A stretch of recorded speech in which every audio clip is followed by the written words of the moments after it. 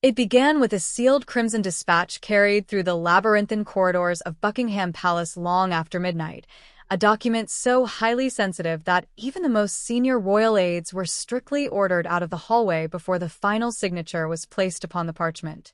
When Princess Anne finally emerged from that private, dimly lit chamber beside King Charles III, her expression carried the immense weight of something far greater than mere royal ceremony or traditional protocol. The ancient monarchy was quietly preparing itself for a monumental transition that absolutely no one within the aristocratic circles had expected this soon, and hidden deep inside that binding royal order was an extraordinary title powerful enough to completely reshape the delicate balance of the crown itself. According to whispered accounts from deep inside the palace walls, this urgent meeting had not appeared on any ordinary royal schedule. It was completely unannounced, entirely unexplained to the public, and intentionally not softened with the usual diplomatic language of routine royal business. King Charles, already carrying the visible, heavy strain of his ongoing illness and the exhausting demands of sovereign duty, reportedly summoned his sister, Princess Anne, for a highly private audience at a specific moment when the palace itself seemed to be holding its collective breath in fear of what was to come. Those who are deeply familiar with the shifting moods inside the royal household suggest that the king looked visibly tired, worn down by the endless pressures of his position, yet he was not uncertain in his movements. There was an undeniable sense of exhaustion hanging in the quiet room, yes, but there was also an immovable resolve, the exact kind of resolve that comes only when a monarch fully understands that time, power, and his own lasting legacy are no longer distant questions for the future, but are standing directly before him, demanding immediate answers. This sealed decree, which has been described by highly placed palace insiders as being directly tied to emergency continuity planning, was said to carry a massive constitutional weight that stretches far beyond ordinary family arrangements or typical royal honors. This sudden move was absolutely not about personal preference. It was not about family sentiment or affection. It was purely and brutally about the ultimate survival of the institution. Royal aides were reportedly told to halt all briefing activities and media communications for several hours, an incredibly unusual command in a palace that is built entirely on precise timing, rigid discipline, and highly controlled messaging. That sudden, heavy silence only deepened the growing suspicion among royal observers, raising the haunting question of why communication would suddenly freeze unless something truly enormous and transformative was being protected from premature exposure to the outside world. Then came Anne, the king's fiercely loyal sister, widely known as the iron figure of Windsor discipline, who reportedly left the private chamber holding official papers directly linked to emergency regency protocols. To some experienced courtiers, that specific detail alone was chilling, because Princess Anne has never been known for creating drama or chasing headlines. She does not chase the public spotlight, she never wastes her words on empty promises, and she absolutely does not bend easily beneath the heavy pressure of public scrutiny. So, when senior figures within the government and the palace began whispering about an emergency continuity measure, the true meaning was impossible to ignore. King Charles was not simply preparing ordinary paperwork. He was actively building a powerful shield around the crown to protect it from impending chaos. Beyond the historic palace walls, media insiders began noticing strange, uncoordinated movements, delayed responses to simple inquiries, unexplained consultations with legal experts, and a careful, calculated silence from those officials who usually speak far too quickly. Something fundamental had shifted within the power structure. Something monumentally binding had been signed, and within that sealed order, the old, established rules of royal influence seemed to be rearranging themselves in real time before the eyes of the inner circle. Yet, the true shock that sent shockwaves through the aristocracy was not merely that Charles had signed the order itself, but rather the extraordinary, long-forgotten title he had chosen to place directly into Anne's trusted hands. For many decades, this specific role had existed like a ghost, buried deep within the dark vaults of British constitutional history, rarely discussed in public, almost never invoked by a living monarch, and carrying an authority powerful enough to govern the entire monarchy itself in moments of supreme national crisis. Suddenly, palace historians, high-level legal advisors, and royal archivists were pulling ancient, dusty records from forgotten shelves as whispers spread like wildfire that the crown was preparing to awaken one of its oldest, most powerful constitutional safeguards. The word regent has always carried a strange, frightening weight inside the British monarchy. It is not a decorative title meant for vanity. It is not a courtesy handed out to soften internal family politics or heal personal rifts. It belongs to the darker, far more serious machinery of the crown, the hidden part of royal life that only appears when stability itself begins to tremble and the future looks dangerously uncertain. Reports strongly suggest that this was the exact reason why the sudden interest in ancient constitutional files caused such a quiet, frantic panic behind the palace walls. If top advisors were actively reviewing emergency authority, then something much deeper and more perilous was being considered by the king, not a beautiful ceremony, not an empty honor, but a desperate safeguard against the unknown. Throughout the long and turbulent history of the British royal family, regency planning has often lived in the deepest shadows, carefully prepared for moments that no reigning monarch ever wishes to face in their lifetime. During periods of devastating war, severe illness, or profound national uncertainty, the institution has always understood one brutal, unforgiving truth: the crown cannot be allowed to drift aimlessly, even when the sovereign himself is weakened. The monarchy must continue to function with absolute discipline, flawless precision, and unquestioned command over the state. That is precisely why the whispers of a Princess Royal Regent struck the inner circle of courtiers with such terrifying force. The phrase sounded almost ceremonial on the surface, designed to fool the casual observer, but beneath it lay something far more explosive: actual authority, direct access, and immense influence over the ultimate survival plan of the historic House of Windsor.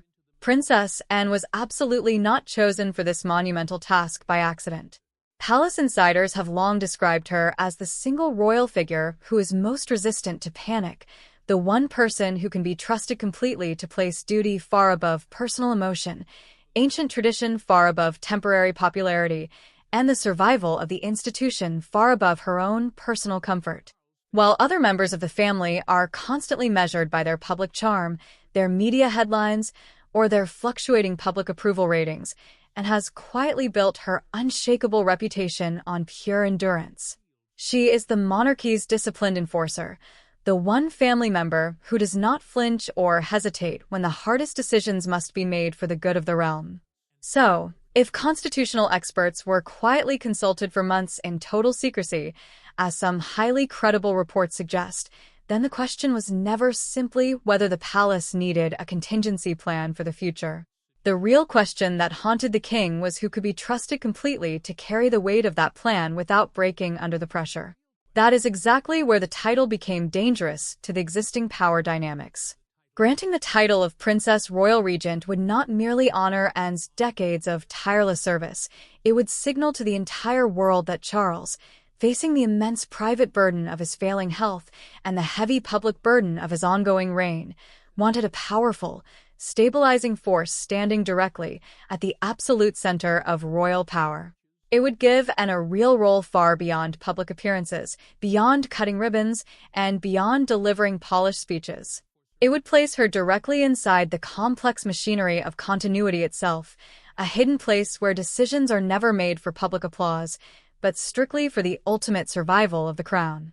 Once that radical possibility entered the palace bloodstream, every single quiet consultation, every sealed file, and every delayed briefing began to look deeply connected.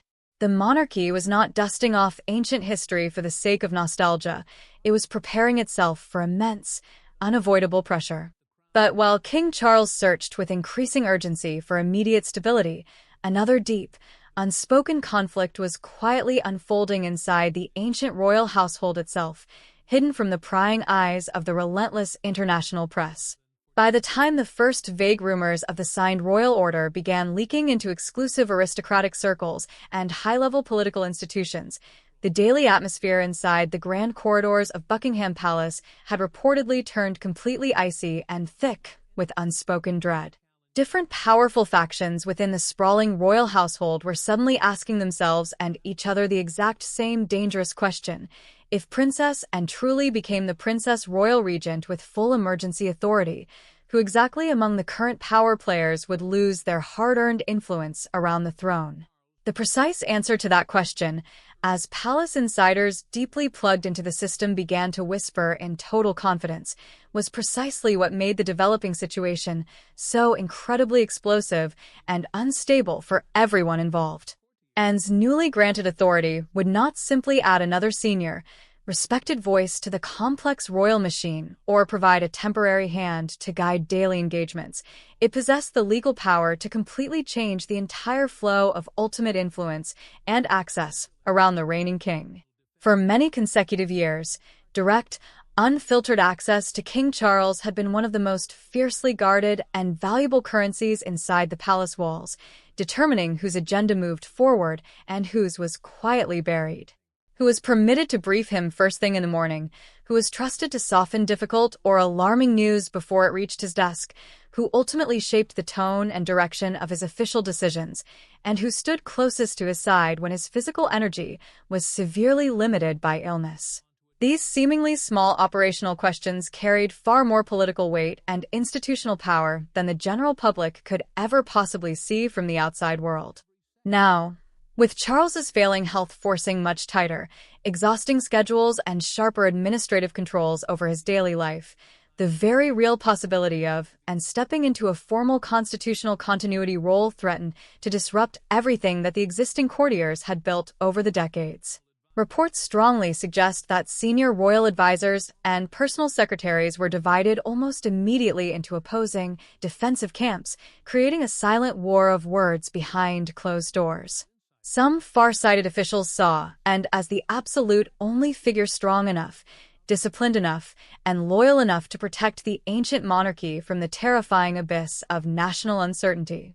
Others, however, deeply feared that her sudden arrival at the absolute center of emergency planning and constitutional execution would ruthlessly expose structural weaknesses, hidden rivalries, and administrative failures that certain elite palace circles had preferred to keep hidden from public scrutiny for years. Anne was absolutely not known for tolerating blurred institutional lines or polite excuses. She was not a royal who accepted polite confusion, delayed paperwork, or bureaucratic incompetence as a valid survival strategy for a modern monarchy. If she was given real, legally binding authority over the continuity framework, high-level insiders believed she would immediately ask the hardest possible questions, demand completely transparent records, and swiftly cut through the soft power networks and personal favorites that had quietly shaped royal decisions behind the scenes for generations. That is precisely why Prince William's reported full alignment and deep personal agreement with Anne's new position mattered so much to the ultimate outcome of this palace crisis. The immediate heir to the throne and the king's most disciplined sister were said to be actively forming what some stunned courtiers described as a private, unbreakable continuity alliance. This was a quiet, profound understanding between two future-focused royals that the historic crown had to be protected at all costs before personal feelings, household rivalries, temporary public relations optics, or fragile individual egos could interfere with the state. For William, this crucial decision was completely about the long-term safety and stability of the vast empire he would one day inherit as king. For Anne, it was entirely about defending the magnificent institution she had served with brutal, unwavering discipline for over 50 tireless years. Together, these two powerful figures represented a much colder, firmer, and more pragmatic version of royal survival, less focused on media performance and glamorous optics, and entirely focused on total institutional control and absolute security. But that sharp, sudden shift in internal power dynamics reportedly unsettled Queen Camilla's inner circle of loyal advisors and longtime supporters. This was not because anyone inside the palace could openly challenge the clear, objective need for national stability during a time of royal illness, but because Anne's sudden elevation would fundamentally alter the delicate balance of proximity in a palace, where real influence almost always travels through private conversations, perfect timing, and unmonitored access to the sovereign. Control over the king's inner world and his daily medical routine had become deeply sensitive and intensely political. Who had the right to reach Charles during his private treatment sessions, who could present urgent state matters without filter, and who would ultimately decide which complex family disputes were delayed and which were forced directly onto the royal table for immediate resolution. These were absolutely not small, domestic family questions. They were the hidden, grinding mechanics of raw institutional power in its purest form. Courtiers began whispering in fear about extensive internal restructuring, tightly controlled briefings, and a brand new, impenetrable layer of absolute authority forming around the vulnerable sovereign. Some fearful staff members called it extreme caution. Others viewed it as a direct warning shot to those who wished to manipulate the crown, but the specific phrase that reportedly spread like wildfire through the cold stone corridors of the palace was even more chilling: constitutional defense mode. The British monarchy was no longer merely managing a private illness or adjusting a public schedule. It was actively preparing for a quiet, desperate conflict inside its own historic walls to ensure the line of succession remained unbroken. And then came the definitive, world-shifting moment that transformed internal palace whispers into a full-scale royal reckoning that could no longer be contained within the ancient stone walls. The official signing itself reportedly lasted only a few intense minutes, featuring no grand state ceremony, no public flashbulbs, no international cameras, and absolutely no celebratory appearance on the historic balcony of Buckingham Palace. It was just King Charles III, seated beneath the heavy, suffocating silence of his private study, slowly placing his binding signature onto a legal document that high-level insiders claim could single-handedly redefine royal authority and succession governance for an entire generation to come. Standing directly beside him through every single second of this historical moment, watching the ink dry on the parchment, was Princess Anne, the newly designated guardian of the crown's future stability. By the time the final, legally verified draft had reached the king's antique desk, the internal atmosphere inside the palace had reportedly become almost unrecognizable to regular staff members, feeling more like a secure military bunker than a traditional royal court. Senior legal officials moved like shadows through strictly restricted corridors. Top constitutional advisors arrived through unmapped private entrances away from journalists, and even longtime staff members were completely denied access to certain briefing rooms while the final, explosive language of the order was being meticulously reviewed. According to royal insiders who witnessed the tense preparation, the absolute secrecy surrounding the signing was never about creating a grand theatrical spectacle. It was entirely about maintaining absolute institutional control over a fragile situation.